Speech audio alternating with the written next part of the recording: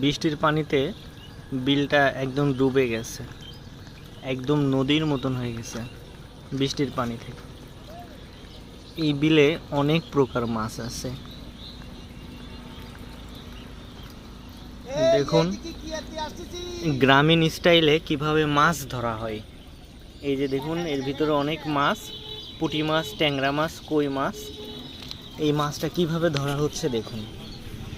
এই পাশে মাছটা যাচ্ছে এই রাস্তা দিয়ে,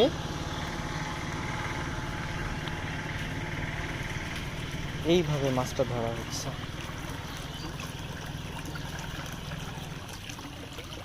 এই কালভার্টের এই পাশে জাল দিয়ে মুখটা বন্ধ করা, যাতে সবগুলো মাছ এই জালের ভিতর আটকা পড়ে।